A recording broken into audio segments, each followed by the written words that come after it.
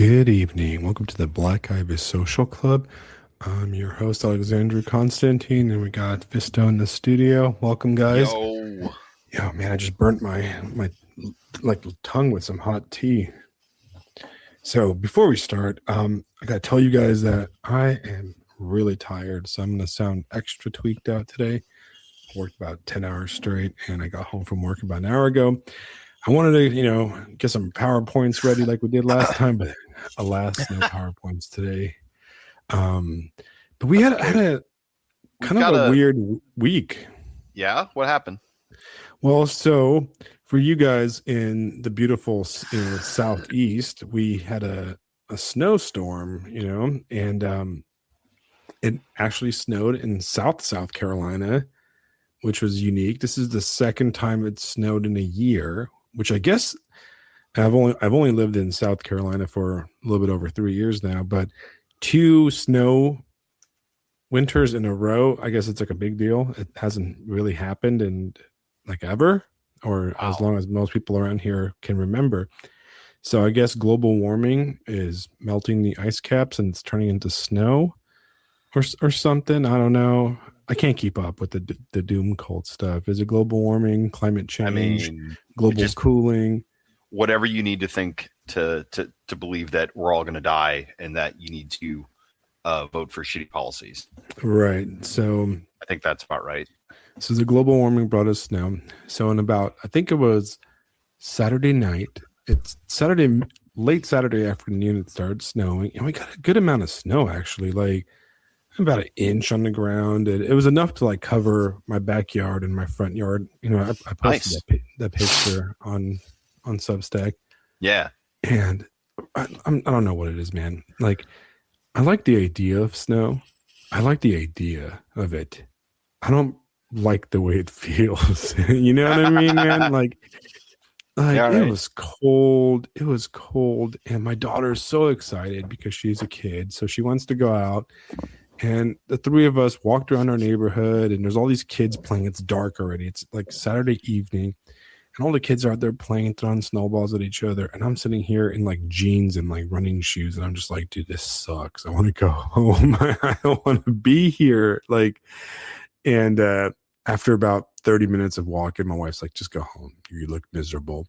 And I was just freezing. I went home and I turned the heat up and I just sat on the couch and just played video games the whole time while they're out there playing in the snow. And it was cool. It stopped snowing the next day, but there was still enough snow to go in the backyard. And my daughter had a friend over and they were like, I don't know, making snow pies and stuff and all kinds of crazy kid stuff. So it was cool, but because of the schedule, like the snow, South Carolina is not prepared for any type of snow. So because of that, it messed up like my work schedule a bit, and it threw like one of my medical appointments I had scheduled got rescheduled, and just a bunch of stuff. So I've been playing catch up because of the snow, and yeah, here I am completely unprepared for today. So how was your weekend, man? How was your week? Oh, we lost Fisto. He's doing some experimenting with a new browser, something like that. So we'll see how it works. We'll see how we get him to work. But so it's been kind of a interesting week on the internet, and I wanted to talk about. And he's back. Hello. Welcome back. Return. Sorry about that. Yeah. So I guess my plan to keep crashes to a minimum has failed miserably. Well, maybe you'll get him out of the way early on. All right. Maybe we'll Yeah. That's like front load him. dude. It's funny. I don't understand technology. I don't understand tech anymore because like I'm on StreamYard and this will be the thing that like trips it up and murders it. But I'll run like Fallout 4 modded to fuck, and it's just smooth as butter, no problems for hours and hours and hours. But I log onto SteamYard and it's like no no no no no no no, I can't do it. Yeah, I think it has more Anyway, to do with your like your internet, maybe, or I don't know, like nah, your it's all the errors. I it cycles through like 3 or 4 different errors, and they're all related to memory. So I think it's just old. it's I've not had this running thing on for home. Yeah, I've had this thing like for 4 or 5 years, and I think it's just going bad. So if you So guys want it this was, to crash, subscribe to the Black Guy with Social yeah, Club. yeah, yeah. If And you want to, if uh, buy he this might to a get cheap computer, might get a new laptop. yeah, that'd be amazing. If Nvidia wants to sponsor us, you guys can send me an email, Yeah, there and you go. I will shill Nvidia. What's it, Microsoft, all those things. Bill Gates, if you want to, get an ally, because I know your last ally, Harvey Weinstein, not Harvey Weinstein, Epstein, is no longer cool with you anymore because he's dead. So we will support you guys. Anyways, how was your week, my dude? Uh, Good. Uh, this week has been a little different because we had some teacher training today, which gave me a beautiful insight into the wonders of the late Soviet period.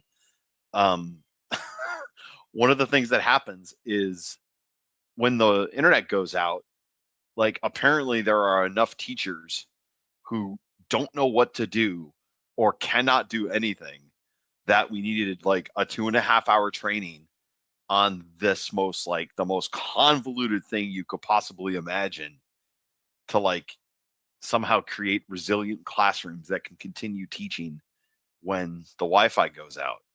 And I'm over here like I don't use the internet for fucking anything. That's wild, man. So I think you died again. Um, oh man, whatever. We have an issue stream today.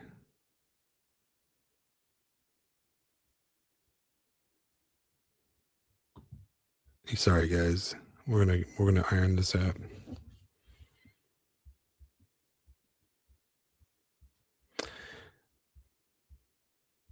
Let me fix this. Fisto's having some technical difficulties. Yeah, so my daughter's school this week actually had a snow day on Monday, even though it wasn't even snowing anymore. And her teacher, a lot of the local unified local school districts were giving out, what do you call it? Like work from home, made all the kids take their laptops. Our teacher did not do that, and kind of give her like a little work packet, which ended up being really fun. It was like fun to sit around with my daughter and go through little, elementary school projects. Like she had to write a story about the snow. She had to make a drawing of the snow in the backyard or in a neighborhood. And it was actually a lot of little fun stuff. And I thought that was kind of cool that the teacher didn't rely on the internet, which I'm just getting real tired of the internet, guys. I don't know if you're catching my vibe. There seems to be kind of a zeitgeist, a synergetic conversation going on where I've noticed that Fisto and I have been talking about the machine and rejecting cyber psychosis for like almost 2 years now. Like this is like an ongoing thing we talk about, and how we're kind of rejecting the internet, and it's kind of getting kind of played out in a way. But I've noticed more and more on essays on Substack and on different places, there's this kind of disenchantment with the internet, and there seems to be more and more and more um just disinterest in it. And I've noticed that a lot of like traffic has been going down on like on Instagram and all these things. And what's fascinating is I came across this essay by one of the people I follow and follows us and sometimes comments in the chat and stuff, Arthur Powell. And he wrote this essay on Substack 2 days ago called "The Quiet Death of Social Media."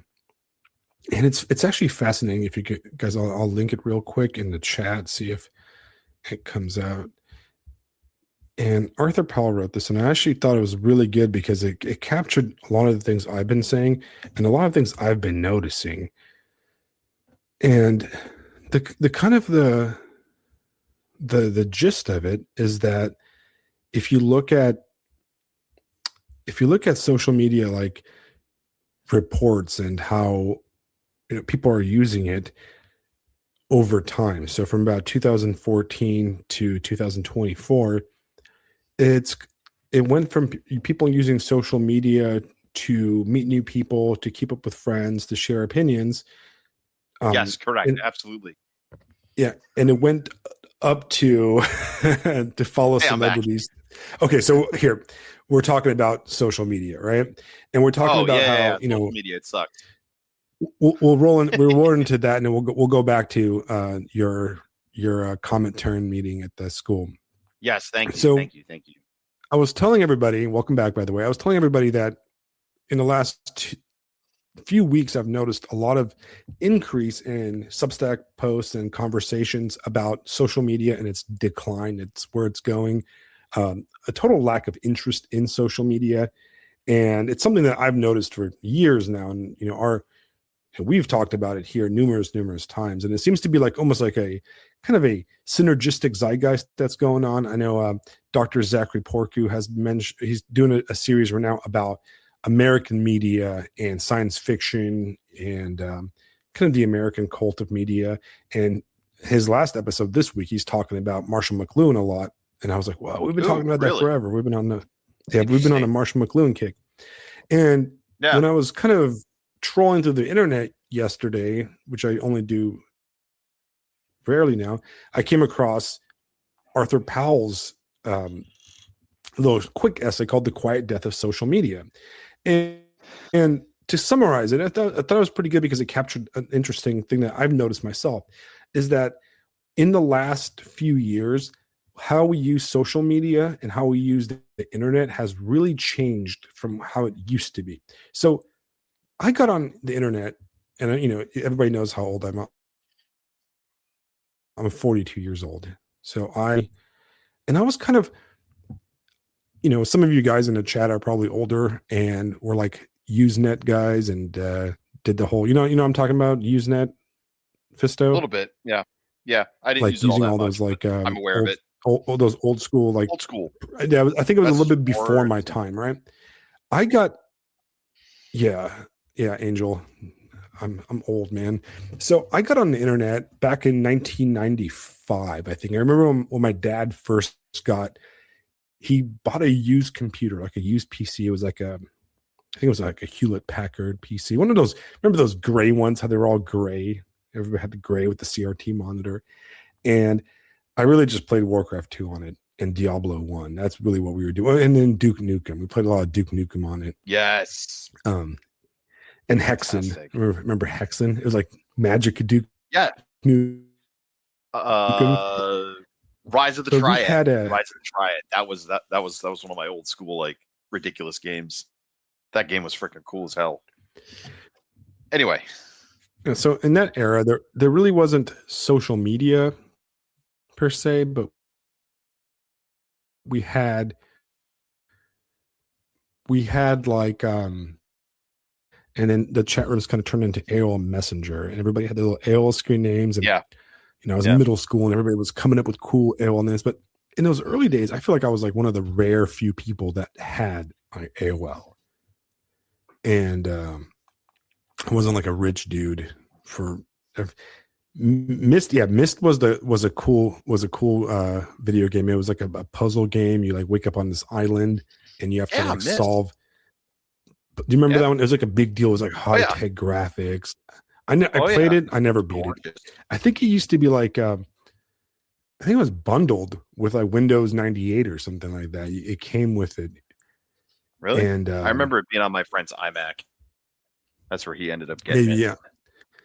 What game I really liked from that very early like 90s kind of PC era was this game called Gabriel Knight, which was a Sierra Entertainment game. It was one of those games where like you solve mysteries and puzzles, and you're this writer detective in New Orleans, and you're like solving these voodoo murders. It's really crazy, and it was really good. But yeah, Gabriel Knight was my favorite game. It was during like the Sierra adventure game era, and it had the voice was actually done by Mark Hamill, so which was kind of cool. That's so cool. That's very Luke cool. Skywalker did the voicing, and it was just a cool game. Alexander Helene, who R.I.P. He's no longer with us on Substack. He decided to give up on social media, but he listens to the show because he always messages me. He's like, "Oh, I like the last episode." So what's up, Alex? If you're listening, Hey, He's a big Alex. Sierra Entertainment fan. He did a whole like series on like the Dragon Quest games and stuff. But Mm, so in that day, we didn't really have social media at all. It was, you know, my brother and I would share the internet. We have dial up and we'd hop on, and it was mostly like I would log on, turn on AOL Instant Messenger, and I'd be like, "Who's online?" And oh, look, my friend Jen is on. Let me message her. I'm like, "Hey, what's up, Jen? How you doing? You going to school tomorrow?" It was like that was the social media element, and sometimes you like talk to weird randos and strangers and like AOL chat rooms, probably like yeah. PDFs and weirdos, but whatever. And every now and then you play those online text-based RPGs. I don't know if you ever played those. My brother and I were into those. Or you're like /sit, and you like it has like it's like basically fancy chat bots, chat room like RPGs. Oh, yes. But Yep. I think Terrace was one of them. I don't know. It was one on there was one on AOL, and sometimes they had like little like Java scripts that you could like click buttons and like move forward into the next room, and I don't know, they were Right. fun. I liked Yeah. them. Um, Yeah. and then The early days. The the early fir- days. the early days, right? So in the first kind of like pseudo social media that everybody used, and this was like late high school for me, and maybe early post high school was LiveJournal, and LiveJournal was like it was basically like a blog. It was just a blog platform. It was very similar to Blogger, and you had friends and you read. It was actually Substack. Substack actually reminds me of LiveJournal the most, if you really want to be honest. Like Substack is like a modern LiveJournal, and Yeah. I used to read LiveJournal. I used to write LiveJournal, and a lot of it was like, "Today I had a good day," and blah blah blah. And it was kind of like the it was the art, like the theater kid MySpace, basically. So you just kind of like wrote like your dramatic days. And I'll be honest, a few years ago, I went and found my old LiveJournal, and I was like, "Oh, this needs to be deleted." Like, erase this off the face of the planet. But that was still not very social. And then, of course, the first real, I think, what you consider social media would be MySpace. Did you ever have a MySpace? um, Not really. I think I messed around with it like ages ago when it was a thing. I can't recall that I did anything major with it though. Well, that was the hotness back in the day. This is the emo Yeah. era, and everybody had the music autoplay, and you could like actually Yeah. use Right. Yeah. HTML to kind of like make your page into like just an insane, like just just insanity of like glitter and weird stuff. And you had like everybody had their like emo haircuts, and I don't even want to show you pictures from that era because it's embarrassing. But and and that's kind of what he used. Yeah, it was definitely the "fuck you, mom" is not a phase. This is who I really am, like era for us millennials. And it was fun. You had tailored your little MySpace page to match your personality. So you had to have like I had to have like the obscure music that auto played and like all this cool stuff. And then you had your top like 6 friends or something like that. So like you always like had to like pick like the cool people to be your top friends or your best friends, or people would get like butt hurt if they weren't in your top 5 displayed on your page. They'd get disappointed. It was very Mean Girls kind of themed. And then of course the first of the mobile social media came out, and that was Facebook. And Facebook kind of killed everything after it. But what's really important, and this is the Marshall McLuhan thing, right? The medium is the message, right? Mm-hmm. And the way we interact with, the kind of big thing about Marshall McLuhan, and if you guys aren't familiar with Marshall McLuhan was a 20th century philosopher. He was born in the early 20th century, and I believe he died in the early 80s. And he was kind of the first guy to do like sociology and philosophy about media, about modern media. And he was Yes. really ahead of Media his time. study. He died in the early 80s, but his stuff predicted the internet. Almost like if you read his stuff right now, it's very, very like, whoa, okay, he's talking about the internet, he's talking about social media, he's talking about our current day world. He is. But then you realize, wait, Yeah. this guy died in like the 80s, the early 80s, before any of this existed. So in a way, he Yep. didn't get as much credit when he was alive because a lot of people were like, what? No, Marshall McLuhan, and he was he his like big catchphrase, his kind of like thesis is the medium is the message, right? So how it's not just what gets put out on the social media or the movies or the film or television, but the actual medium itself shapes the way we interact with our world.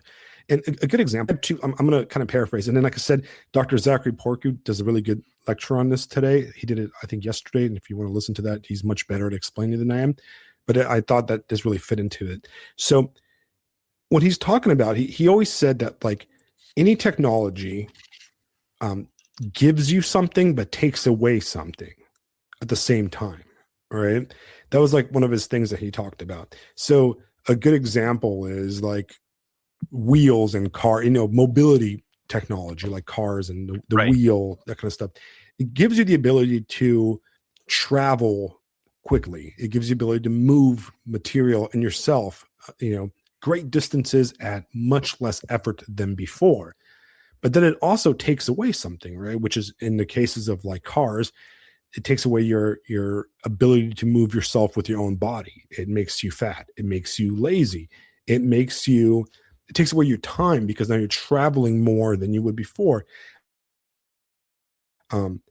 Planes, for example, they allow us to travel from one place in the world to another place relatively fast, but it takes away the size of the world. It shrinks the world. It takes away the journey.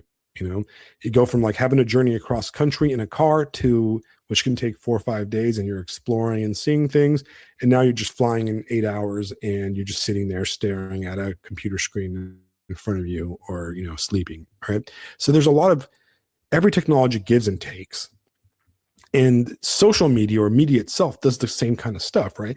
And by what he means about the medium is the message is that not only is information shared through this medium, but the medium itself reshapes our lives.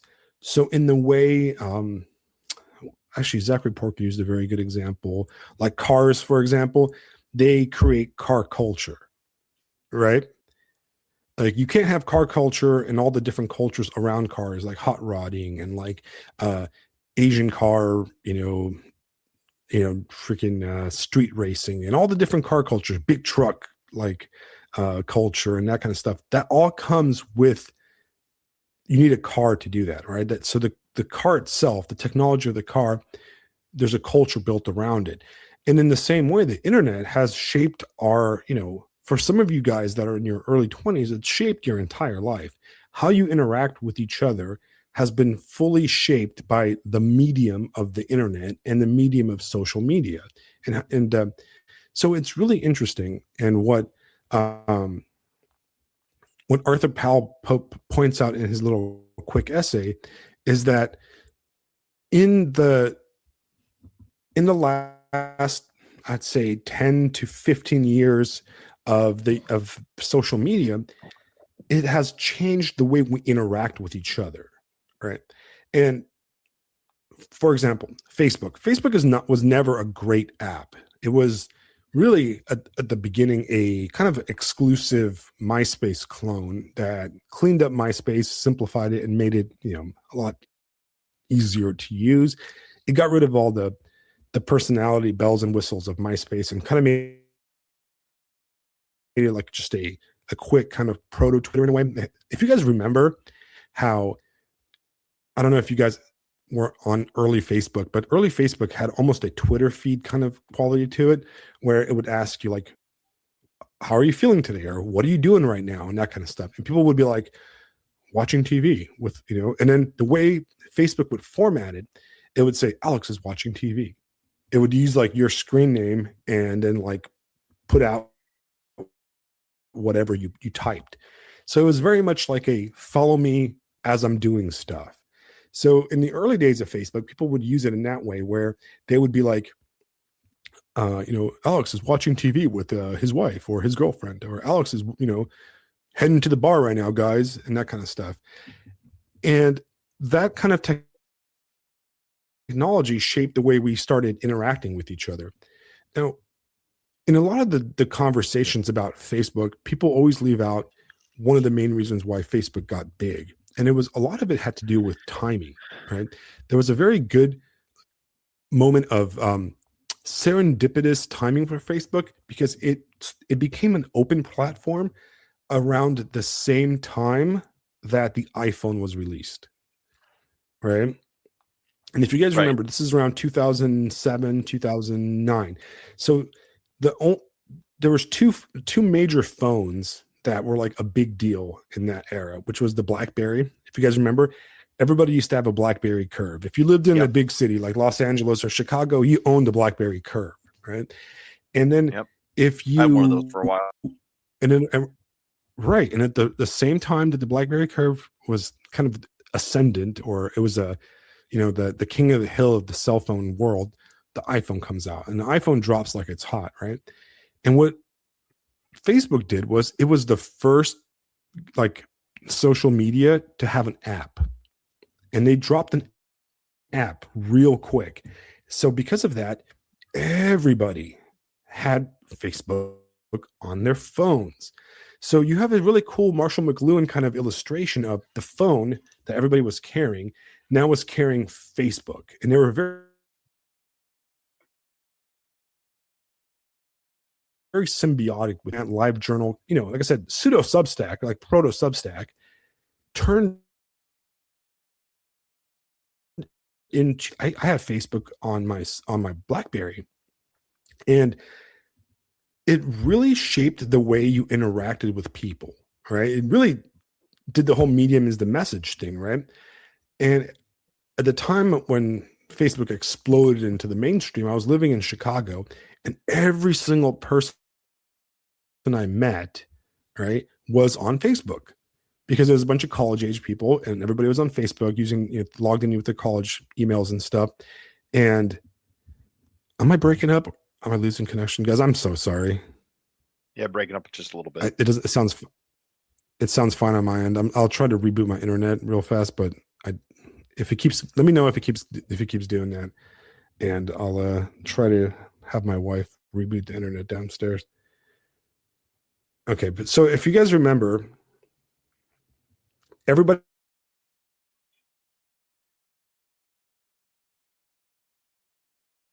had Facebook, Hello. and you'd go to bars and you'd me. Yeah. No, it's just Oh man, we're we're having some having. trouble tonight, man. Yeah, we're having some issues. I know the internet is not like us.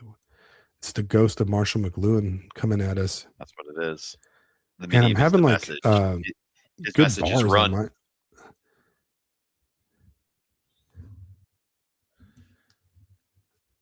Yeah, let me try to turn off some stuff off my Wi-Fi. Let me see. Okay, it looks like my bars are up. Do I sound fine? Oh, it's even worse now. We'll see. Okay, Yeah, let's see how it one goes. second, guys. Let me try to fix it. Okay, do my garage real fast and hit my router. Give me 1 second, okay? All right, no problem. So, hey, everybody. We're having some fun here on the Black Ibis Social Club with many technological differences. It's funny. I was telling, yeah, right. Alex coming to us live from the center of a temporal anomaly. The Black Ibis Social Club has entered the Black Lodge. We are broadcasting live from the Black Lodge. No, like I was telling Alex earlier, the medium is the message, and it's funny when at school the internet goes down. And like I was saying, we had this 2.5 hour training today about like class resiliency or whatever, and it was just the most convoluted AI fever dream bullshit. Like, I don't know if the person that designed this is just exceedingly autistic or used Gemini. It's just, I don't even know what it was. But it was hilarious because what ended up happening was you had about 80 adults bluffing each other, bluffing their way through this training. Like, yeah, no, like, I'm back. everybody know what we're doing, and everybody know. Hey, bud, I picked up my story talking about like with tech difficulties and stuff like that. Um, Long story short is we had like 80 people bluffing their way through this training, and nobody knew what it was about. No one understood it. Nobody knew it, but we all just kind of nodded along, like, yes, comrade, absolutely, comrade. And you've met quotas this month, comrade. And then afterwards, it was like, I mean, I was standing outside with some coworkers, and one of them, she goes, "Did you guys get any of that?" Like, she's testing the waters, like, and then we just blow up on it, and she's like, "Oh, thank God." You know that I'm not saying that actually was retarded, You're like, and it's not just me. yeah, and it's interesting because with the medium is the message. What happens when you turn the medium off? There's nothing. That's bad. I mean, it's funny to me because I'm one of the few teachers who, if we have a problem with the internet or we have a problem with the Wi-Fi, because again, we're out in the country, like shit happens all the time. I'm rolling. Like, it literally doesn't fucking matter to me, and it's funny to me to see people struggle. I'm like, how do you do that? How do you, and some of it isn't even their choice. Some of it isn't even their problem. Like, the things that they are being asked to do are fully and completely online. So if there isn't an internet connection, they literally cannot. I mean, their hands are tied. So it's just, anyway, you were saying, I mean, it's still bad.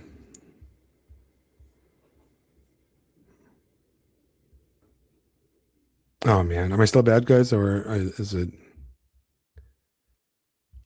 This is the worst stream ever. I apologize because I don't know what it is. The internet gods do not like us today, and I've got fancy wireless repeaters, and I've got I paid for the expensive internet, and I'm trying to reset my repeater. Yeah, and we keep on losing fist. It might actually just be it might be it might be StreamYard actually. It's like it's just not doing it well because I'm looking at my internet bars and my internet bars are fine, and I checked my router and it's fine, and I went downstairs and I went to go check to see if like my daughter was downloading like 3 games on the Xbox or something, but she's not, and nobody's streaming anything in the house, which really shouldn't be an issue because I have like a bunch of I pay for a bunch of extra bandwidth, so as crappy as my internet is, it should be working just fine. And then we lost Vista. Oh my, this is the worst stream. Anyways, so what I was talking about, back to the Facebook thing, right? What we were talking about, we're just gonna. I'm so sorry, guys. This is so bad. Um, I'll try to fix it soon. What I was talking about is that we use social media to communicate with friends, right? Like, we're like, hey, my name's Alex, and what's your name? Cool. What's your Facebook? Or you would meet a girl at a bar, and then you would go and like hang out with her, and like you'd stalk her on Facebook, and you'd add her, or vice versa. I remember like every single time I would meet somebody, I would be on my way home in the cab, and I would get somebody like instantly adding me, like so and so added you on Facebook, and we used Facebook to kind of keep up with friends, and we used it to organize parties and organize events. So like the way I used it would be like, hey, everybody, I'm going to the Red Room in Long Beach tomorrow, or we'll be at the Red Room tonight at 8. If anybody wants to join us, join us. And I would send like a mass invite or like a mass post that everybody would. And then when you went to the place, like you would have those people like come in and see you and like, hey, I saw that you're here on Facebook, and it would show up. And then somewhere in the last 10 years, all kind of went away. It all turned into, yeah, I don't think people use Facebook at all. I think it went from being where you would follow your friends, see what they were doing, and the older us millennials got, we started like just following friends that moved away or friends that no longer live near you, or friends that you lost touch with. So every now and then you'd hop on Facebook and look to see like hey, what's Joe doing? Oh man, look, he's got or my wife would be like, hey, remember Mindy? She got married and she has a kid. Here's her kid's pictures. And that was maybe like 6, 7 years ago. And that kind of went away too.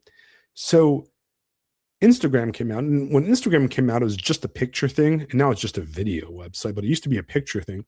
And you used to follow, your friends, and they'd post their pictures of their food. And it was kind of corny because the people were obviously like portraying a fake life. Like, here's my cool, I'm traveling. Remember, everybody used to travel in the early Instagram era. Like everybody's like, oh, it's here's me in like Cabo, or here's me in Honolulu or something like that.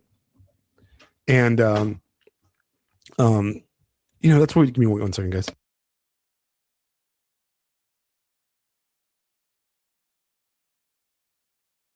And so we used to do that, and that was my daughter saying good night.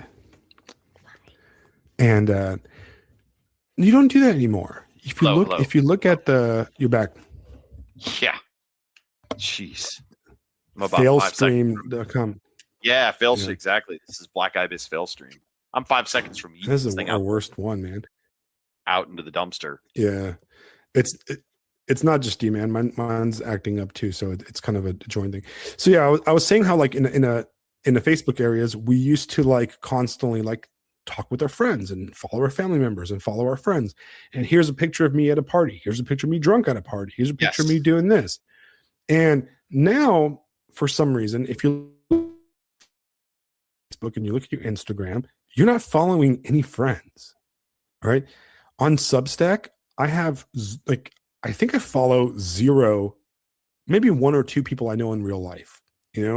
Like you, for example, I follow 1 or 2 other people, but for the most part, Substack is not a social media for me. I don't really know anybody. I don't know anybody. I've met a few people, but very few. Like they're basically friends from Substack as opposed to friends that went onto Substack. Right.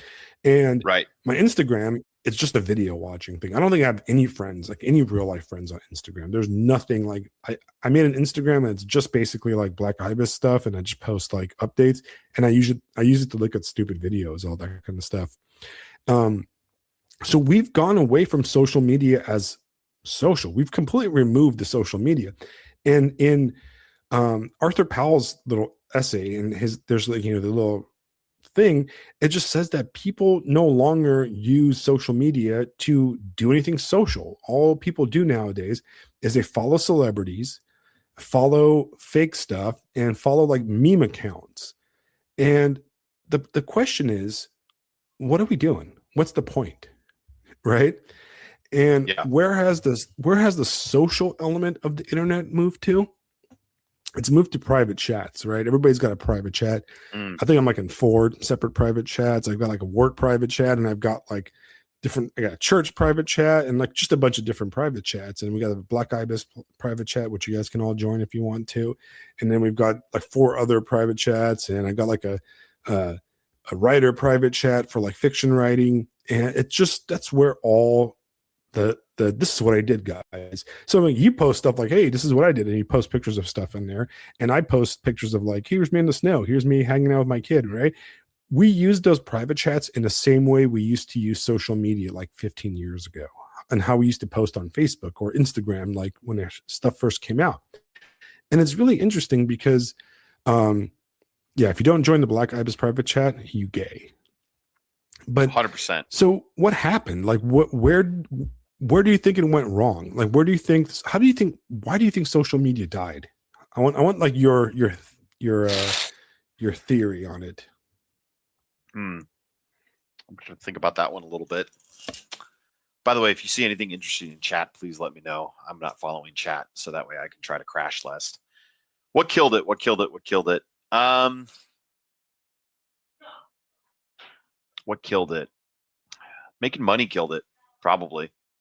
It was, if you're using it socially, you meet up and you do things, you're not looking at social media. And then they cannot sell as much advertising and things of such nature. Right. It's probably that simple. Because I was thinking like my own social media experience is probably very different from most people.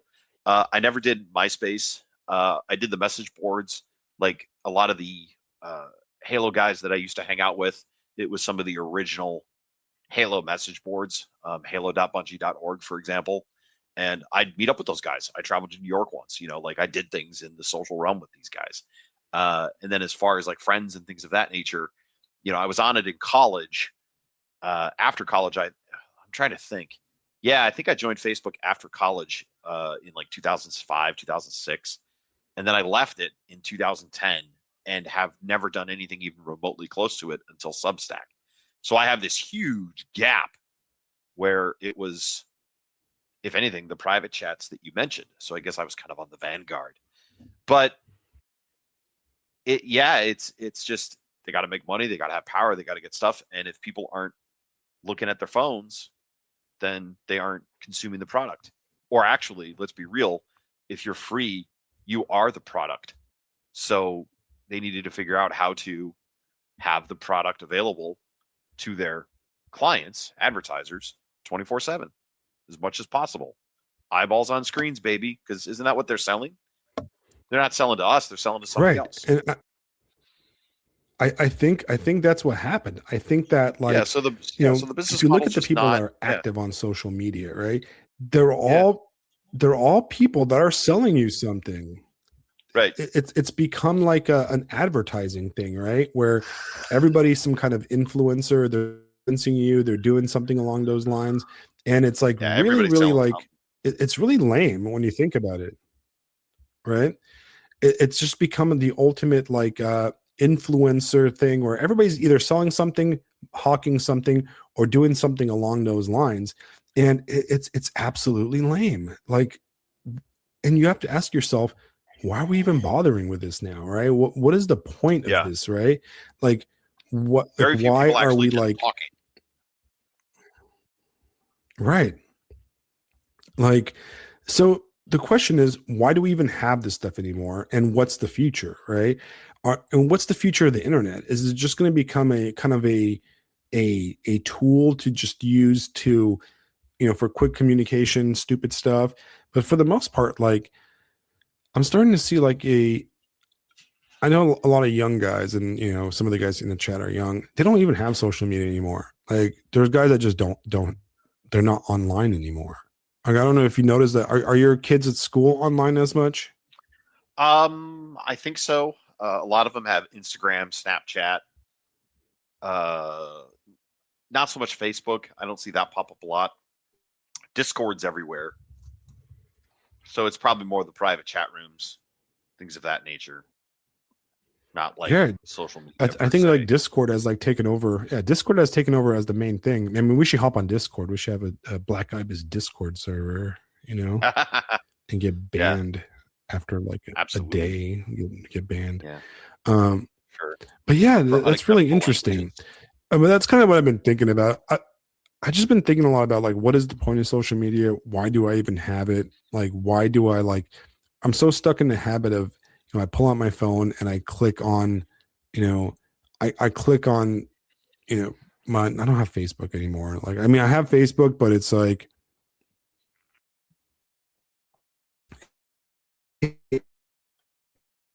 for the chat, somebody's posting I open the chat for everybody. So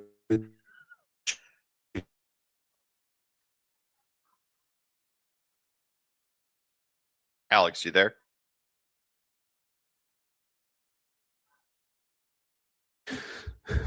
yeah, man, I'm sorry, guys. The internet's just not my friend tonight. It's kind of sucking. So that's kind of my thoughts. That's kind of my thoughts on the whole thing. It's like I'm starting to reevaluate like my internet use and what it's for, what it's doing. Fisto's got me obsessed with Marshall McLuhan, so now I'm just really thinking like, is my life shaped around the internet? Am I so focused on, you know, is the first thing you're doing in the morning turning on, opening your phone and looking at social media? Is that what you're doing? Is the first thing you're doing doing that? But I'm gonna let Fisto talk. So Fisto, tell us about you wrote 2 pieces recently. Tell us about that while I try to fix my Oh, internet. yeah, absolutely. Um, so the first piece, I'll just make it quick, get it out of the way. It's a bit of discourse, so I suppose maybe we could talk about it. But it's kind of retarded, so I didn't want to get into it too much.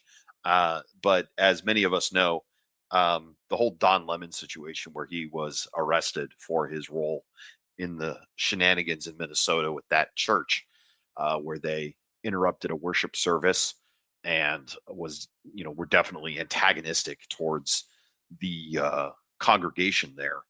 Substack has come out in support of Don Lemon, where they very much say that it is a journalist thing and a free speech thing, and we should be I forget the exact word they should use, but alarmed that a journalist, quote unquote, would be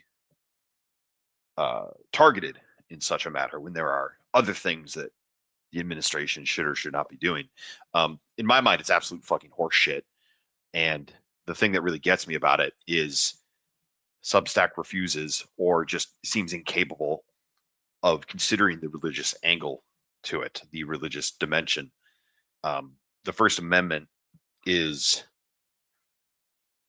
the First Amendment is not free speech. It's not just free speech. I think a much better way to think of it, as I've said many times already, it's freedom of conscience, which includes religion, speech, press, freedom of assembly, and petitioning the government for grievances.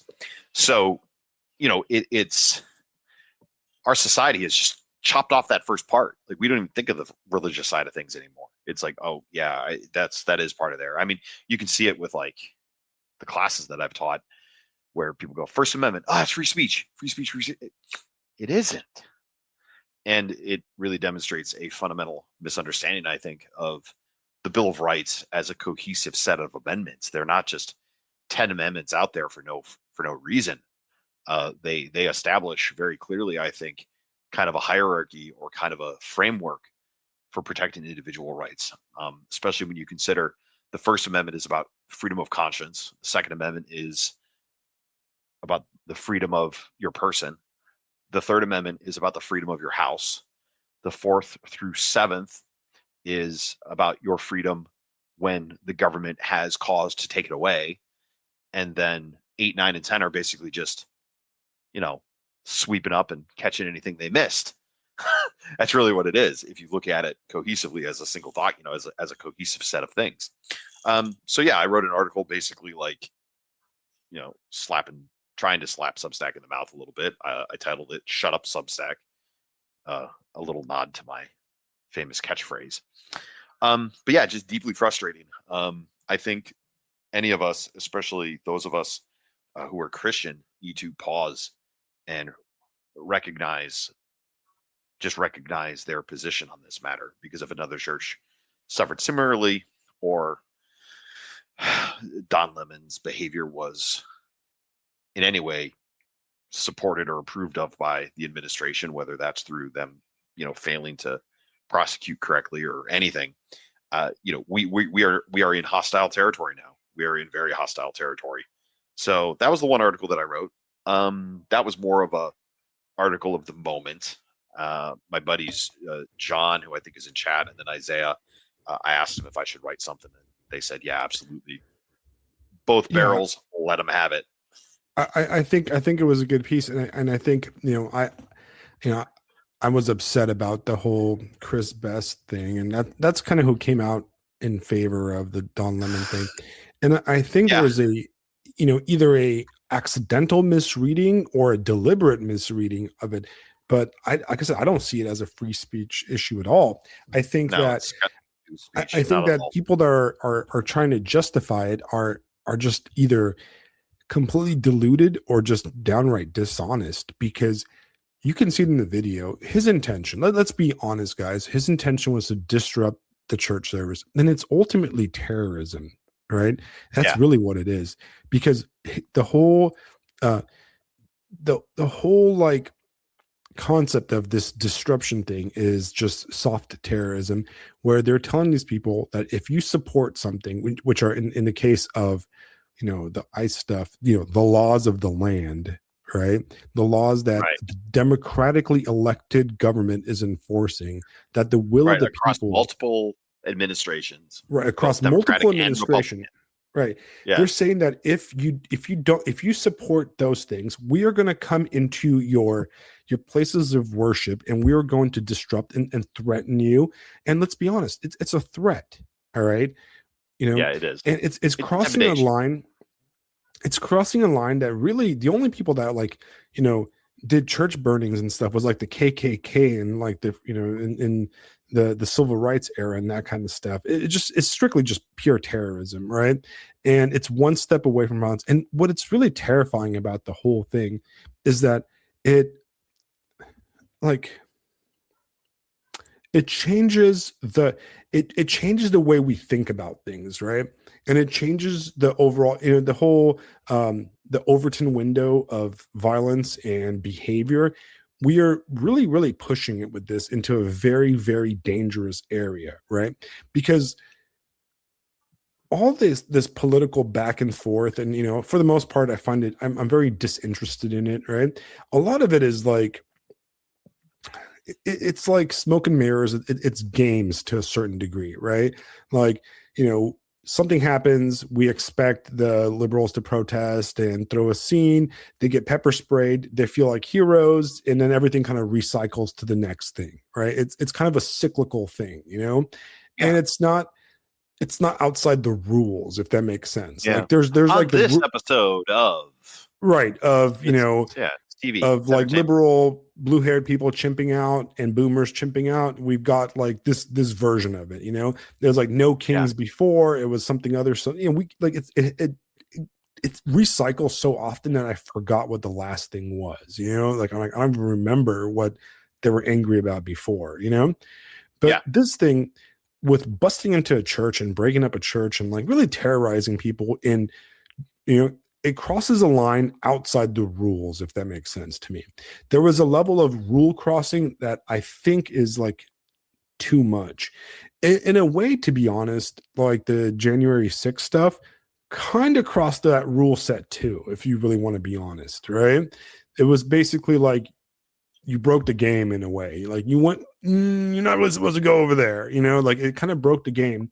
And I think the left side kind of recognized that to a certain degree, and even a lot of like commenters on the right kind of recognized that it was a little bit breaking the rules of the game. But when you start making people feel unsafe in their churches and their like restaurants and stuff, you're really pushing into a different level. You're taking the rules to the next level, right? Like if you ever like I don't know, like you ever like play like old role playing games like a Vampire the Masquerade. It's a game Well, about. Hmm? Alex, just quick question. Who holds the Capitol sacred? Who holds the Senate building sacred? Right. That's the thing that I'm thinking about. Right. No, nobody really. It's Yeah, well, it's and if the left is making a big deal of it, they're only doing it because they're seeking oh some further. Right. It's completely disingenuous. And if the right holds it sacred, it's false idol. It's that civic religion right. kind of thing, which may have been why they wanted to go in the first place, because it is kind of a civic religion or civic sort of thing. But it does strike me that I think I agree that it does maybe break the rules a little bit, but I think we should draw a very, very, very dark line between storming the Capitol building and storming a church. Oh no, I Because agree. right, and it's obvious because like the church is sacrosanct. Like no, you don't cross that threshold unless you are looking to. I just no, it's a dark thing. So Right. sorry, just Well, and I side think I note I think wanted to what I add. mean I think what I mean is that in a way, protesters of all sides are part of the overall WWF match. Yeah. You All have right. Okay. you Sure. have Yeah. one side Yep. of Yep. Yep. people. You have one side of people like on the left like the fat boomers, the blue haired people, the perpetually angry people, and they're just really a professional protesting class, right? They're going to protest about everything, like that's all Right. they do. They're angry about something no matter what. They're never going to Right. be happy. You can basically they can get everything they want, and they'll be out protesting something else next week. It's just what they do. It's like their thing. It's like they're perpetually like they do that, right? And then Yeah. you have, like the type of people that show up as counter protesters against the left, like those Proud Boy types at earlier eras, and like the kind of guys that are like starting fights and or just agitators from all sides. And those guys, all those people, they're basically non-civilians, if that makes sense, right? They're there because they chose to be there, and they're in a way following the unspoken rules of the game, right? The Mm. cops, the ice people, the media, the protest, it's all part of the game. It's part of the 1969 post 1960s like protesting game. When you take that and you go into a church, for example, you're breaking the game. You're breaking the rules, right? And you're getting into the point of, you have a guy that's a journalist who's obviously on the side of the protesters. It's not like he's a You're you're right, Zwart. And shitification cast. Good lord. You guys would be laughing. I'm sitting here with the podcast on my phone so I can talk to you guys in chat. And then we've got StreamYard on my computer, hoping it doesn't crash. Yes, the Ice Age cometh. Absolutely. But yeah, what do you guys think? What do you guys think? I mean, it is clearly breaking the rules. It's democracy death wobble. It's do you want Franco because this is how you get Franco? I think these are all the kinds of concerns that we're going to be running into. Yes, Jason. So I can kind of segue into the next thing. Um, John is writing a series of articles regarding the energy dominance of North America and then also the waterways of North America. So John does a lot with energy in his real life, and he's going to be kind of taking that maritime versus land empire. He's probably going to write some things to sort of what's the word I'm looking for to kind of start teasing that out. Um, as far as that essay specifically, Jason, I'm not sure if it should be an essay quite yet. What I gave in class was a note. I can kind of talk about it here, but I just don't know, man. But to answer Jason's question much more fully, so in class the other day, we're doing pre-work for a essay that we're going to be reading on Thursday. Industrial Education in the Negro by Booker T. Washington. So I gave the kids kind of some context regarding the Civil War. One of the things that I shared was what the Civil War might have really been about. And it comes from Jason, that podcast you had with Wolliver the other day. You guys were talking about the battle names. Battle of Bull Run, First Battle of Bull Run. That's the Union name, which is named after the body of water. And then the Battle of First Manassas, that's the Confederate name, which is, I believe, named after the town. And generally speaking, the Union named it after bodies of water. The South named it after towns and landmarks. And it struck me that, that's a very land versus sea empire thing to do. The sea focused folks would naturally gravitate to water, while the land folks naturally gravitate to landmarks. So I was thinking about it quite a bit. I think everybody can agree that at the founding of the United States after the American Revolution, you had two very distinct cultures in the North and then in the South. In the North, you had a more cosmopolitan, more progressive, Puritan focused kind of thing, which naturally lended itself to development, especially when it comes to the hard sciences and the cutting edge in Europe and things of that nature. Then in the South, you had a much more old school kind of vibe where you've got the Scots Irish, you've got the Anglican Church, I believe. Someone correct me if I'm wrong. And then you have, the agricultural focus of their economy. So it seemed like in the less than 100 years since the American Revolution, you had a sea empire a la Carthage, a la the British Empire, forming in the north.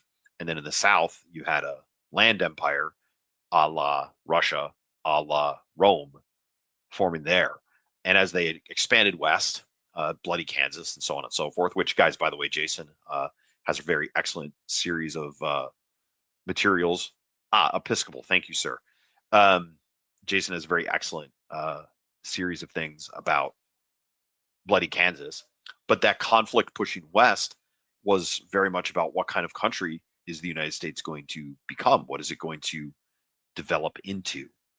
So this escalates into the Civil War, which, like my kids were saying in school, oh, it's about slavery, it's about freedom, it's about, yeah, guys, it's about all those things, but it's about more what kind of country we're going to be. You've got the sea empire in the north, you've got the land empire in the south, and it went how it went. Now, I don't know if that necessarily warrants an entire essay. My Civil War history is simply not that good. But one thing that might be interesting is to lay that groundwork to then set up a conversation that what is the United States now? Well, it's a sea empire, obviously. Money is the single most important thing in our existence, so that makes us a sea empire. But what are we going to be in the future? Are we always going to remain a sea empire? Is our inheritance of the British Empire going to, always continue? Or are we going to be maybe forced back into our little corner of the world? And are we going to have to embrace the land empire or continental kind of framework? I don't know. I have a lot more to think about on that, Jason. But it definitely fits into what we're going to be doing at the Partisan going forward. The next essay that I wrote, that I published yesterday, on the scouring of the Shire, just trying to think of how to think these things through going forward. And then Isaiah and John will obviously be writing their particular brand of essays. Give me a second, guys. I just got a message from Alex. I'm back on. Oh, perfect timing, my friend. Sorry, man. I don't know. No, you're good. I apologize to everybody. I don't know what's going on with our internet. I'm not sure if it's my internet. I ran diagnostic just now, and it seems to be running fine. I might be just StreamYard not liking me at all today. So yeah, we're probably gonna call this one early today if we keep on having. Yeah, I was gonna ask. I just got done talking a little bit about the land empire versus sea empire essay, about how the American Civil War was essentially about that at its most mythic, most basic base. Do we want to talk about my second essay real quick and then wrap it up? Yeah, let's go ahead and do that. And if we lose it out, we'll cut it. Okay. And all right, sounds good. Yeah, and then for you guys, I do apologize about the stream. I don't know what StreamYard's doing. It feels like StreamYard is not working tonight. Yeah. Usually we've never had this issue. We've never had a complete total failure on my end. It might be because of the weather outside, but also that would be the Occam's razor for sure. Because that is the extraordinary thing that's in there. So anyway, before we go, in case we cut out, right? We'll probably just, if we cut out again, we're just going to call it. And all right, next week we have a special guest. We have Librarian of Kelowna coming on next week, so that's going to be fantastic. So definitely tune in for that. It's going to be a lot more prepared show. It's my intention today was to just kind of chat and do some voice, some live chat conversation, but we'll see. So yeah, tell us about your essay. We'll just BS a little bit more and then call it a night. Okay. Perfect. Yeah. So the second essay, the Civil War essay kind of fits into this, but what I'm doing at the Partisan. So I have my longtime friend Isaiah, who I've known for probably coming up on a decade now. I've known him forever. And then I've known John for a couple of years now. He's kind of been a patron for a short time, and him and I discuss many issues regarding school. And he's also been very generous and has gifted a couple things for my classroom. So it's been kind of a partnership. But I've brought those two guys on in a more official capacity. And the essay that I wrote on the scouring of the Shire, I've been trying to think of how to provide for my own town and also just for what I could say is indigenous American culture, which indigenous American culture is shires, our small towns all over the place. Um, in my own case, I come from settlers of Massachusetts Bay Colony who founded a small town on the edge of a swamp. And here I am myself in a small town at the edge of a swamp. And I've never been happier. It's almost like, wow, really do kind of return to form, don't you? Um, Swamp dweller. yeah, absolutely. And what I've been thinking about is that chapter in Lord of the Rings. And if you haven't read the books, guys, I would strongly recommend doing so. The Scouring of the Shire is the final exam for the hobbits. You could almost make the argument, you could make the argument that Gandalf brought them along in the first place so that they may learn what was necessary to defend their homes once the time came. Um, it's a fantastic chapter. Frodo, Merry, and Pippin return home, having done this incredible voyage to, Mordor and back, and they run into basically Saruman and his henchmen trying to take revenge on the Shire, and they just aren't having it, and they just go ham and they rip, these both barrels, rip the hell out of everybody and kick them out and rebuild the Shire, and everything's beautiful. And what struck me is that the hobbits present four archetypes for American small towns. We have to have our Marys and Pippins, our knights, our Minutemen, you could say. These are the guys who, if someone fucks around, these are the find out. Like these are the guys who are going to be doing the nasty business. They're also the And bros, man. They're also the yeah, bros, oh right? yeah, They're the oh guys that yeah, are just there hanging out. They just want to, smoke some pipe weed and enjoy life. yeah. No, I mean, yeah, Mary and Pippin are fantastic, complete total bros, balling around, killing who needs killing, and just singing and dancing and having a blast, right? So you got to have those guys. But the problem is, and one of the reasons that the Skyward of the Shire is so good, is that if you just let those guys off the chain, they have to be balanced with faith. And that's what Frodo is. Frodo is their priest. He's the guy who doesn't keep them from doing what needs to be done, but provides them that wisdom, that balance, so they don't overdo it and end up causing more damage, in their zeal, right?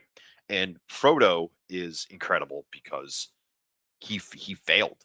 He did. If Gollum had not been spared by Bilbo, he would not have been there to bite off Frodo's hand or his finger, and the whole quest would have failed. So like Frodo's been to places that most of us will never get.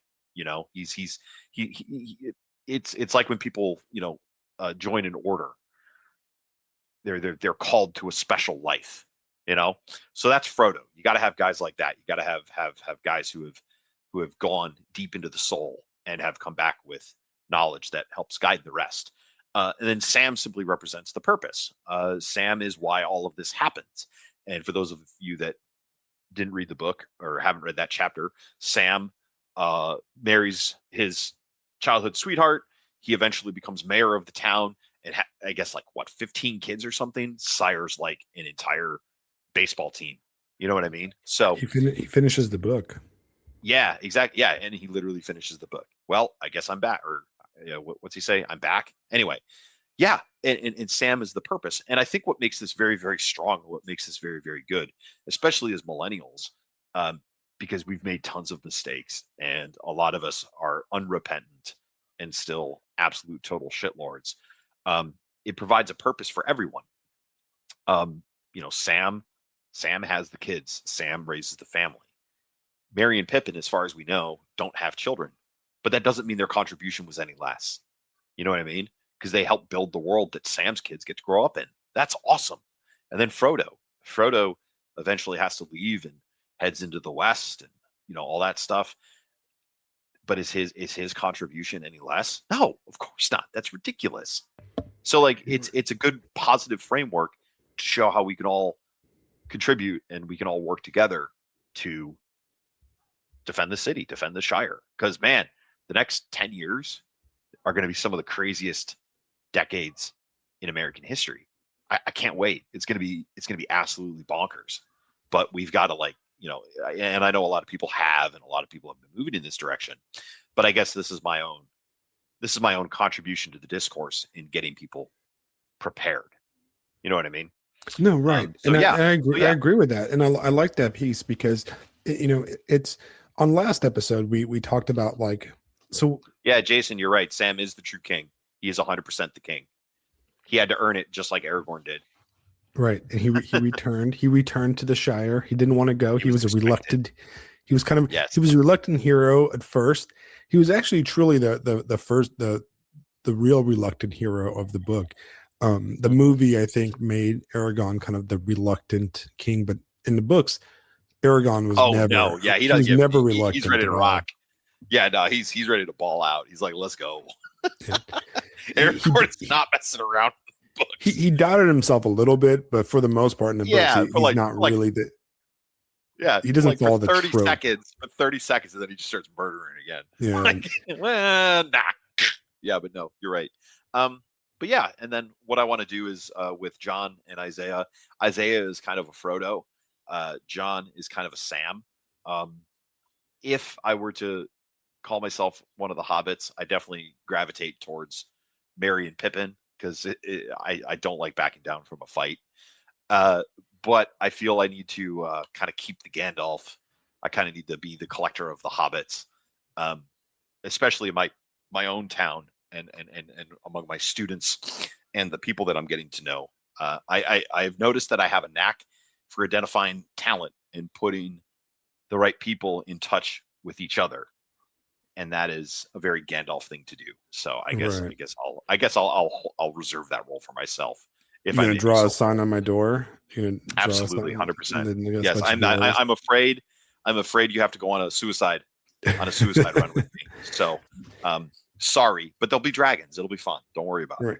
So Jason in the chat says Sam is he doesn't think Sam is a reluctant hero. And I think Jason's right. I think that's a wrong terminology. I think what I meant was that Sam has no adventurous bone in his body throughout the book. Like he never wanted to go. He just got things done. It was one of those things where Yeah, he like was doing his duty. he was just doing his duty, right? Yes. He wasn't aiming to be an adventurer. He didn't have like Frodo, even though Frodo plays kind of the reluctant hero for a little bit. He's like, oh, I don't know if I want to go. I don't know why me? Why me? He's kind of a little bit like that. Even in the books, he still always had the adventurous took in him. He wanted to Yeah. he wanted to go out. He was kind of wistfully jealous, not jealous, but like he kind of wanted what Bilbo had. He kind of wanted to see elves and stuff. And Sam was like, I don't know, man, I don't want to go anywhere. But he did it. He just kind of went along because he was told to do it. He's like, well, it's my duty to, be the bannerman of Frodo, and I'm going to do it. I'm going to follow him. Oh yeah. So He is absolutely Frodo's servant, which is kind of interesting. Like he serves Frodo, and he is beholden to Frodo, and the discharge of that duty is what makes him noble and elevates him to the aristocracy. right. And It's then just awesome. that's the thing where I think a lot of people from a kind of modernist kind of standpoint, they see the relationship between Frodo and Sam, and they look at it as this like, they look at this whole like, oh, Sam is Frodo's servant, and there's this like power difference thing, but there's duty that comes from top towards the people beneath you, and there's also duty that Yes. comes from you to the people above you to serve, Yes. and that's something that is lost in our contemporary modern like life, where we are supposed to serve people below us and above us, and it's an ongoing thing. Everybody, that's what true hierarchy really means, patriarchy Yeah. or whatever. It's not it's like how in Genesis, God gives dominion of the earth to Adam, right? And dominion itself has a meaning. It doesn't mean rulership, like it doesn't mean like dictatorship. It means there's a concept of responsibility, right? And if you look at the Right. the kind of medieval uh, Christian Europe idea of like leadership or rulership, is that the rulers have a responsibility to God. They serve God above them, but they also serve the people below them. And everybody is kind of in that chain where you're serving somebody above you and somebody below you. And that's the key. And that a lot is lost in our very egalitarian individualistic society where um, it, in replacing this idea of honorable hierarchy and responsibility of rulership and servantship, because being a servant is good, right? I mean, when we take communion in church, right, the priest refers to you, servant of God Basil, right? Right. Does he not? Then we are proud to be servants. We are like, but not only are we proud to be servants in the proper prideful way, we are honored to serve. That's the key, right? And Right. that gets lost on a lot of people because we live in this weird Yes. egalitarian world where we've relegated all our interactions to commerce. Where what do I get out of it? What's in it for me? Why should I help out these people? What do I owe you? I don't owe you anything, my bro. You know what I mean? It becomes a Right. a exchange, and we've kind of, and that's kind of the you know if I was a lefty, I'd say the capitalist downfall, right? But it's really a mercantile downfall, which we should all reject. This idea, we've kind of turned everything, every interpersonal relationship has become a monetary um, exchange in a way, right? Even our Yeah. like dating relationships with people like that date on like online and stuff, that we've turned stuff like sexual relations and interpersonal relations into a monetary exchange.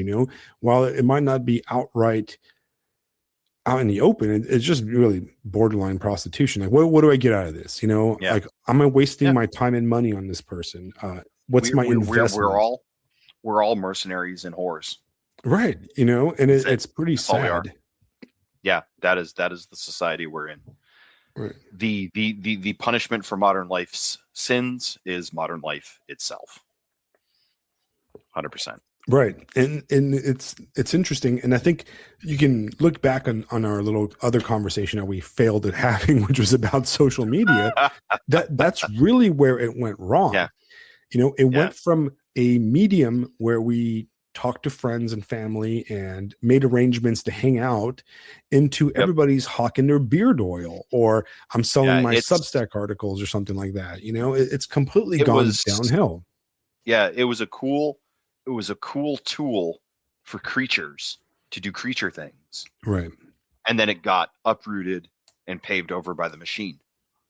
Just like Right. the commons in England, it's the same process. Here's this new land. Here's this new thing. Right, the creatures are doing cool stuff with it, and then nope, this won't do. It's not efficient enough. It's not making enough money. It's not. The technique must be perfected. Right. So Right. there you go. So like, even like even stuff like social media, like you look at these like online people that are like, trad accounts or whatever, and right away, unless you're a moron, you're like, man, these guys are so fake. Everything about this is fake. Like, this girl's not a farmer, she's not, Yeah. she's not sitting here farming, and posting on, on Facebook on her immaculate clean clothes from her farmhouse that, she doesn't. Shut up. The actual It- farmers are too busy farming. yeah, it's ultimately like all that, just like a financial LARP where we're trying to sell Yeah. something. We're selling a course or a lifestyle or a podcast. Please subscribe to Black Ibis Social Club. And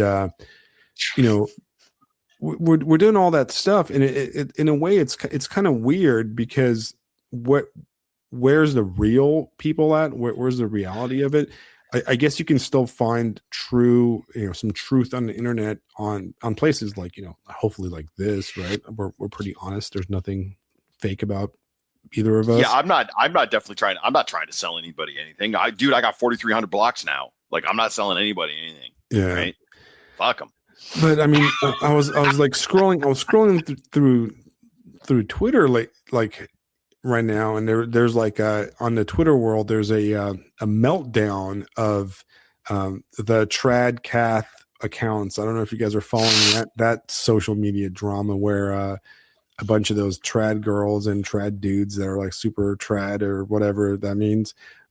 By the way, how can you be trad and be online? If you're on Twitter and you have like 30,000 followers or something like That that, is you're not trad. probably No, not trad. Okay. I just no, want to say that. Um, no. but there was like a huge meltdown where some trad girl like cheated on her husband with some other trad dude that I don't even know these people. This is stupid, but that's what everybody's talking about, and it's Oh, just like, well, come on, guys, of course, degenerate moderns acted like degenerate moderns. Whoa, I'm yeah, so shocked. and I and, am and shocked then and appalled. yeah, and Luke in the chat said something about Milo, and like, yeah, it comes Oh, from that site circle, but that's exactly it. These people are, circle jerk, more like it. yeah, if these people are like even in that circle, it shows their judgment is poor because let me see, like, why would I Yeah, base my image and my personality on like a quarrelsome like internet famous homosexual like drama oof, queen, right? So yeah. it's all fake, man. That's the It's problem. all fake and gay. It's all It's fake all and gay. fake, and you know um I don't know. I think that we are gonna prediction wise, I think we're going to relegate the internet to the past in a way. I don't think there's a lot of I don't think the internet's going to look how it looks now. I don't think it's going to look how it looked, a decade ago. It doesn't feel that way.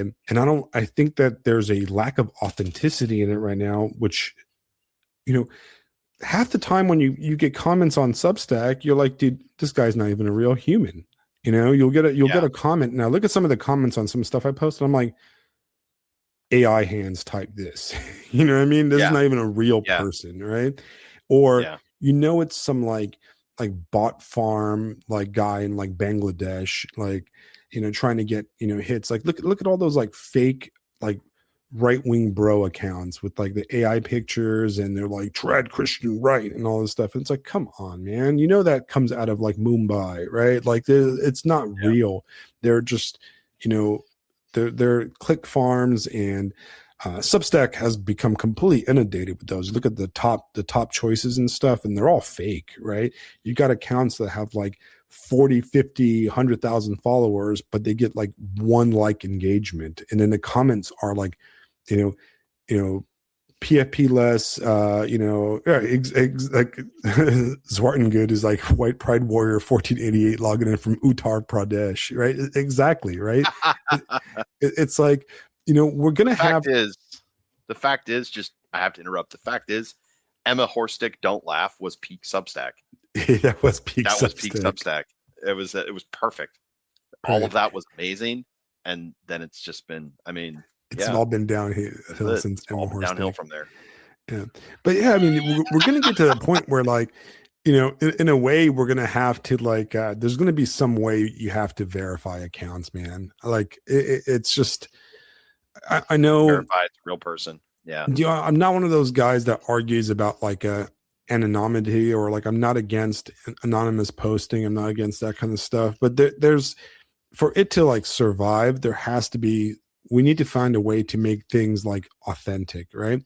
right. And Yo, that shouldn't be difficult. Like, clearly, I'm authentic, right? right, I mean, it's I have a pseudonym. Like, I don't think there's nearly enough information out there that you could narrow me down. But yeah, I'm clearly a real person. I mean, fucking come on. right, 4,300 blocks, right? No, I'm just kidding. right. But I clearly authentic people. You're clearly real, Right. right? Like, come on. Until the AI can do the voice. But the thing is, though, I don't think the AI can imitate our retarded conversations. So we're Well, safe. yeah. You guys I are don't think you can. safe. Well, this is what I was thinking about today at school when I was going through these trainings. the AI and the LLM, it's not a mind. It doesn't have a soul. It Right. doesn't have an eternal soul, and that comes out because it just smells funny. It looks funny. It sounds funny. It's what the like. This isn't right. This isn't a person didn't write this, and it kind of makes me wonder because the training in question, the person that did it apparently, I guess, allegedly doesn't use AI, and I'm looking at their stuff going, how long have we been thinking like machines? Right. Because like, to a certain extent, that is what AI is doing. It's revealing the depth to which we have all been trained. The medium is the message, the depth to which we've all been pushed into a particular mode. And we think of everything is a machine, everything is data, everything is computer. No, that is not fucking reality. We're creatures with eternal souls in a created world. So all that stuff, no, just no. So maybe it'll show us more than maybe it'll show us the truth. A lot of us will have an opportunity to open our eyes and go, oh, holy shit, we've been thinking like this forever. The LLMs are just making it obvious now. Right. I don't know. I mean, maybe the powers that be, realize that the internet leads to this kind of decentralized share of information, and that became dangerous. So they just overwhelmed it with retardation. So we stopped Yeah. trusting everything, Yeah. Of like, course. That would be the and best way to do it. right, like you can't control it, but you can just make it crappy. So basically, you just take a big poop in the soup, right? That's kind of what it feels like is going on. Because Yeah. look, for anybody that's been on the internet for the last 20 years or so, the internet has gotten worse. It hasn't gotten better. Like you can't even like get Google searches anymore, like to work. Oh, Like yeah. you used to be able to like Google and find stuff, and you're like, oh, look, interesting stuff. You Google something now, and it's just like absolute garbage, right? You're like, Yeah. what?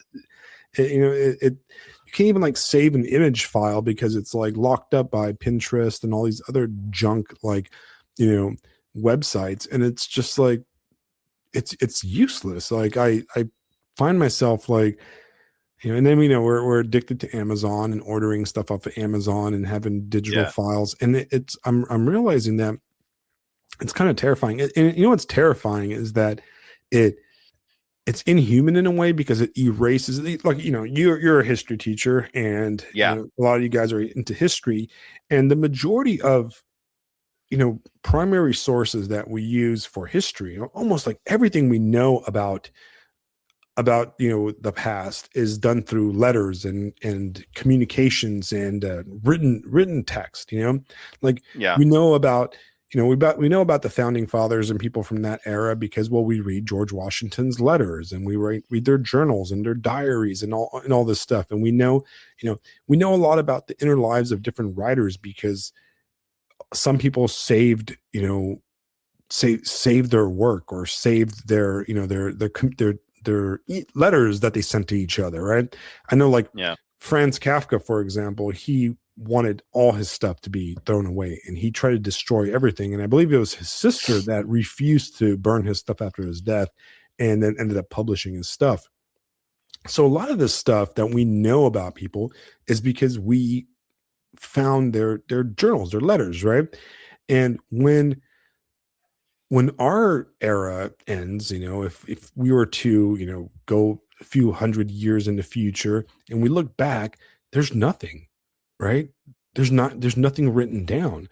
Like, how would a historian look at the 2020s or the 2000s, and what is he looking at? There's no letters. Nobody writes letters.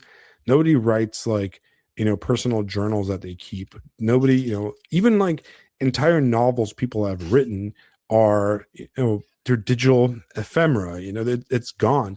Like, think of all you were talking earlier about like those Halo message boards you used to go on and stuff, right? Yeah. Yeah. I mean, there was tons of social media posts and message board posts and all this stuff that was, some of it was really insightful, some very interesting stuff, and it's all gone. Yeah. The server shuts down, Those everything gets, it just yeah, the becomes, funny thing the funny thing about those specific boards is they're hosted on a server owned by a dude named Claude Herrera. Claude, if you're out there listening, back that stuff up somewhere, brother. But it's just it's basically in a dude's basement somewhere. And what's going to happen when he passes? Where's any of that going to go? It's delete, vanish, gone. And that's a huge part of culture. Just for a historian, they're not going to know what happened, man. It's a dark age. We're living in a new dark age. Oh no, we lost. All right. The AI has assassinated Alex for wrong speak. Zwart, we're just gonna leave it on that. That's perfect. That's perfect. All right, so guys, we're gonna call it a night. Thank you so much for you guys for joining and struggling with us through the difficulties. Stupid StreamYard, indeed. Stupid StreamYard, indeed. Actually, Alex, we could say that this was the bloody coup finally launched by Fisto, and you've been deposed. Just kidding. I wouldn't do that to you, buddy.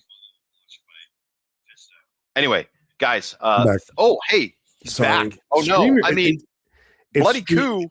What? No, I didn't. Yeah, it's got to be. So shall we wrap it up then? Well, here, let me finish what I was saying, right? I don't know where I got cut off. Then we'll wrap. So then we'll wrap. A good example of this, right? And it makes me really, really sad. So back in like 2004, 2005, I was in this band, and I started like a little side band, and it was like a little goth band with a female singer, and I'm not going to tell you the name. You can't really find anything from it, and because the main reason is that the person that was our singer, she's kind of internet famous now, and she's like high in like video game world industry.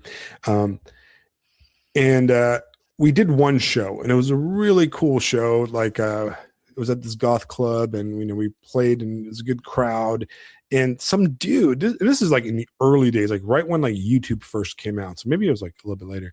So some dude, like, he video recorded the thing. He was like this like super fan of this girl, and he recorded this thing, and it was just a really, really good recording, audio and video recording of this performance, and specifically this one song that we never recorded. We ended up never recording it. After that show, we were like, yeah, we'll get back together and we'll do an album or something, and maybe like play some more shows. And we ended up not doing it ever. Like it just kind of fell through. We got busy. And for the longest time, I actually had this like YouTube video clip or whatever, and it was saved on MySpace or something like that. And I kind of just always assumed it was going to be there, and it just disappeared, And maybe a few years ago, one of the guitar players I was playing in the band, he lived all over the world. He traveled in the last 20 years. He messaged me. He's like, hey man, do you have a copy of that like video or anything like that? And it's gone. Like nobody has it, I don't even know the dude's name that recorded it. And I mean, it's just gone. It's like a piece of my personal history that is forever lost. And it makes me think like, is all this stuff going to be lost? Is all this stuff, going to do it, right? But yeah, anyways, guys, I'm sorry about today. Today was a real crappy thing. I'm going to have to write a strongly worded hate email to StreamYard.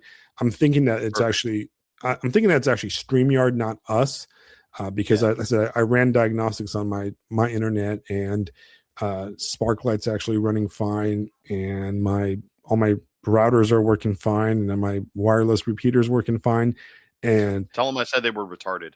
Yeah, and Substack's working fine. Substack hasn't dropped at all. So I apologize for everybody that's tried to tune in. We'll come back next week. We're going to have a librarian. I'm going to run a test before to make sure it runs well. I'm going to maybe update my router to make sure it. The thing is, though, it seems to be on the StreamYard side because it's dropping either one of us. So it's both our internet basically. So that doesn't make any sense that it's doing that. So it has to be some kind of a server side problem. But we'll deal with that. Bound to happen. We got through it. You know what? The first time in 2 years that we've had technical difficulties. So I Yeah. apologize to you guys. So next week, same time, 7 o'clock, we're gonna have Librarian of Yeah, Toronto guys. on. For you Don't guys miss that that. yeah, don't miss that one. It's gonna be good. And we've Don't- had him on don't- before. You don't can be go dumb. listen to the old one. Yeah, no, this guy is a rare treat. So do not miss it unless Probably you want to be made fun of. Yeah, one of the best writers on Substack, hands Yeah, down, I think. Right? absolutely. And if you guys have questions for him, go ahead and ask him in the I'll post like a pre-chat thing that we can ask him questions and stuff so he can answer them. So if everything works out according to plan, we'll be back next week at 7 o'clock. I once again apologize. Thank you for tuning in, guys, and we will see you next week. Good night. See you.